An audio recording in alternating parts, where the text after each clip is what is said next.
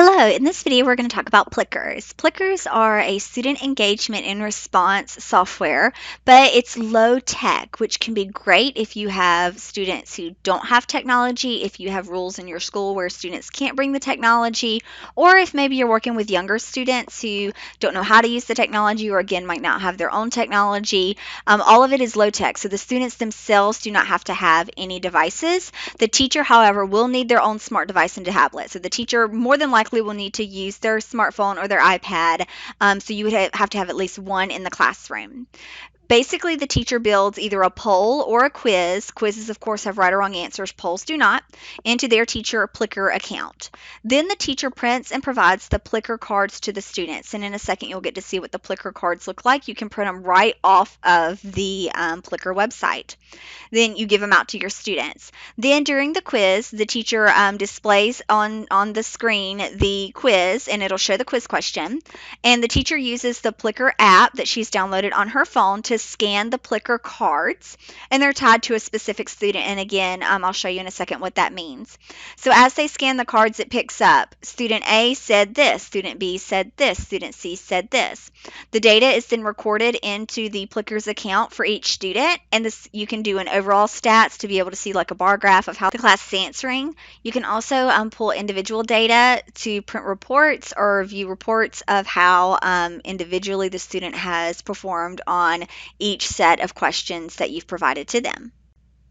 The first step is, as a teacher, you want to create your Plickers account. So you can just go to the Plickers website and sign up for free. You can log in with Google if you have a Google account, or you can create your own login. Remember, this login is only for teachers. Students do not need to create their own Plickers account to participate. Upon logging in, you should see your library. Initially, it will be empty, but as you can see, I have several sets of questions that I've already created. First, you might want to make a new set of questions. So we'll choose New Set on the left panel, and we can begin to add our questions. Note that using the free set of Plickers, you can only have 5 questions per set. But there's nothing wrong with making set 1, set 2, set 3 with 5 questions each and then quizzing them back to back to back. So that's a way, if you're just using the free version of Plickers, to kind of get around the system.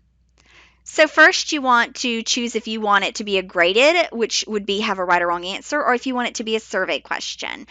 Survey questions and graded questions look the same, except for graded obviously have a right answer. Survey, you're just collecting responses. So let's make a graded question to begin with. You would type in the question, you would type in your answer choices, and then of course you want to select the correct answer. You can also upload an image if you like by choosing the insert image and then picking from where you've saved it onto your computer. You can choose to shuffle the answer choices if you don't like the order they're in, and that just shuffles them A, B, C, and D. Then we can choose to add a new question by choosing New Question in the upper left corner. You want to make sure to mark the correct answer, and again you can upload an image if you like. We'll add one more question, but this time let's change it to a survey question. Again, you see the building of the question is just the same. You click in create a question, and then you create your answer choices. Notice that you can set this question as true or false if you like. Notice that all the answers will be marked as correct because, again, there isn't a correct answer. This is a survey question. After you're finishing adding your question, remember you can only have 5 questions per set with the free account. You want to make sure to give it a name. I recommend naming it sort of what it is, what the Plicker set is about, or if you're using standards, you could even include the standard listed in the name so that when you're pulling the sets, you would know what standard it applies to. Now we want to choose our home button on the far left, and you see now that we have a set for state capitals. So this is a way you could go ahead at the beginning of the year or when you have time and go ahead and just make a bunch of different sets for a bunch of different content topics. And again, it's important that you name it based upon what is being asked in the question sets or by standard.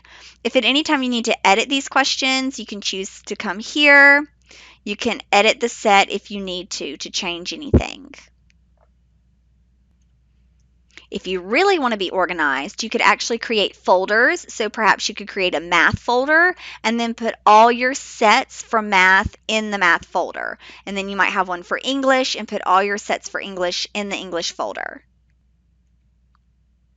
The next step is going to be creating your class. So over here on the left side, you want to choose New Class, and you can just give your class a name. Next, you want to add your students into the class. Here, you can type in their names. Keep in mind that you can copy and paste rows from a spreadsheet if you like. After you added in their names, you choose Next. And notice that it's assigning them to their Plicker number. This is very important. When you explore the Plickers, which we'll look at in just a second, they will be numbered. You want to make absolutely sure that this student gets the number 1 Plicker, the Plicker labeled number 1, that this one gets number 2. One way to do this is to print them out, laminate them, and let the students be responsible for keeping up with their Plickers, or print them, laminate them, and then just write their name at the bottom so it's easier to identify. But again, this is how it's going to tie the data. So it's very important that this student always uses that Plicker so that it will tie to their name in the account. So now that we've created our questions and we've created our class, we do want to go ahead and print some Plickers for our students. You can do this by, within your account, choose Help and then Get Plicker Cards. There's different types you can get. My personal favorite are the large expanded cards because they take up almost a whole sheet of paper. This is what the Plicker cards look like. And let me kind of explain to you. I know they look a little bit different. They are in a PDF, so you would just download the PDF and print them. You get 63. You can print more or less depending on how many you need. So you would give the student this whole sheet of paper. That's why I said you could write their name at the top if it's going to get confusing. This is number 1 Plicker. You see it says number 1 in the corner. This is number 2 Plicker. This is number 3 Plicker. Again, it's very important that the right student has the right Plicker. So that's what the numbers mean on each side. Notice that there are letters as well, A, B, C, D. So when the student has the Plicker that you've printed off and given to them, when we're actively doing the quiz, say that they think the answer is B, they're going to hold the piece of paper up so that the B is pointing up. It's the top answer. If they think the answer is A, they would rotate their paper to where A is at the top. If they thought it was C, they would rotate the paper to where C is the top. When you scan the Plicker, the technology looks at this code and identifies student number 1 is choosing C based upon the shape of this image. And so it records into the system student 1 is choosing C. This is why the students do not need any special devices because this is their device. It's a piece of paper. So again, the teacher only needs the smart device to scan them. The students only need this piece of paper that they're going to rotate based upon how they want to answer. Okay, so now let's say that we're ready to start quizzing with our class. So I would come to my class and then you can see I have all of my sets. To make it easier for myself, I can go ahead and add them to what's called the queue, which basically means when I log into my account, those are the ones that are going to pull. So let's do the state capitals first. We'll add that one to the queue. And then let's go ahead and add the president set to the queue next. So we're going to do state capitals and then we're going to do the president set. Before we go through and do a live demo, there's a couple of other things you need to know. This is what you're going to pull up on the computer in the classroom that's connected to the projector. The students are going to need to be able to see this screen. So we're going to play a live version of this quiz where students are going to hold up their Plicker and you're going to scan it, but they need to see the question. And so you do need to log into your Plicker account on the computer that's connected to the projector because they will need to see this.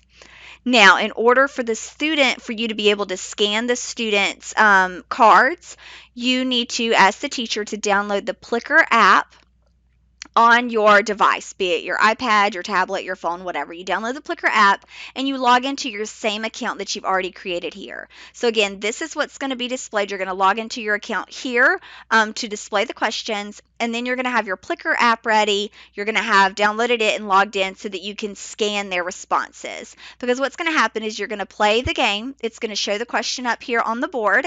The students are going to hold up their paper Plickers that you've printed out and gave to them, and then you're going to use the Plicker app to kind of walk around the room and scan their Plicker cards. And again, you don't have to scan them individually. It's pretty great about picking them up pretty quickly. You don't have to stand there and scan each one. So you'll be able to pick them up. So again, that is something you need to understand, that you need to have a projector and you need to have a smart device both logged into Plickers. So let's go ahead and play now. Once you begin to play now, this is what you're going to see on the projector screen. This is how the students are going to see the question and the answer choices. So if they say, I think the answer is Savannah, they're going to hold up their Plicker card with A at the top. If they think it's B, then they're going to rotate their card and they're going to show B at the top. So again, this is what they are seeing on their screen on the projector. Logged into the app, this is what the teacher is going to see on their smart device. So they'll log into their app, they'll choose their class, and they'll see that they are using this particular quiz. Once they have the quiz selected also in the app, they're going to see this, which again is the same question that would be displayed on the projector board. They're going to choose that circle icon at the bottom to begin scanning their students. As the students are being scanned, notice on the far right side, it highlights by their name if they've already been scanned. So this is an easy way for you to be able to see who you have not scanned yet or who has not answered. Once everyone turns blue, then you know you've scanned everyone. This is what it will look like on the app side of things. So the student will hold up the card and you'll use your phone or your iPad to scan. As you scan it, it will show up their name. So again, it's detecting that Plicker number 4 belongs to Doug. Also, again, it's very important that the student hold up their Plicker with their correct answer that they're selecting at the top. So Doug is choosing C in this case. If need be, you can choose on the right corner of the app and you're able again to see what students have answered and what students have not.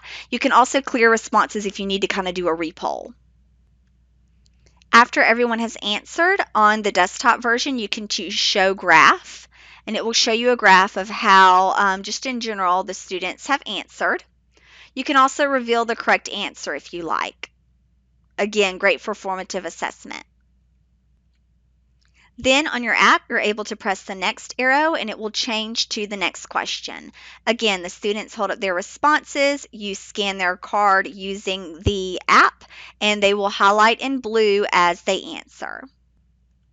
Once everyone has answered, they'll highlight blue. You can choose Show Graph to see how the responses were indicated and then reveal the correct answer. Then again, on your app, you can move to the next question and continue on. Remember that this one is a poll, so you'll be able to show the graph, but there won't be a correct answer.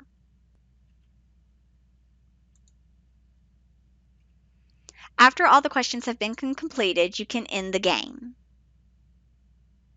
You can mark it as done. If we were ready to go ahead and move into the next set, I could go ahead and choose Play Now, and we would immediately start to play these questions, which are part of the President's set. That's what it means to add to the queue. So you're adding them just below each other to kind of play them at a rapid pace. We can see the data by going to the Reports area on the left side of your screen. You can see what play has been done. So this is the one that we just conducted. There was a 63% average of answering the correct answers. So let's select on it. I can see each student and how they overall answered all of the questions. I can then click directly on the question itself and see that 50% of the people answered this question correct.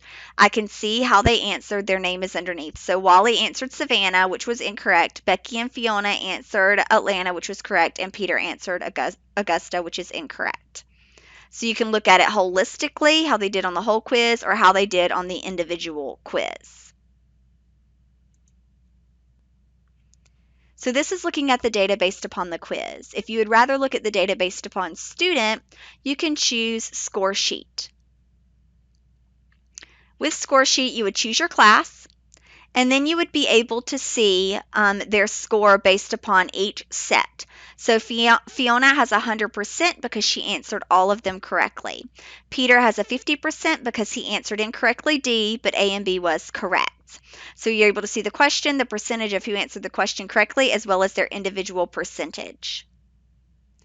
If you happen to have included more than one set, so this class has taken the President's quiz and the basic math quiz, those will be combined together. So you'll be able to see she has a 20% overall in all of the sets, but you can see individually as well.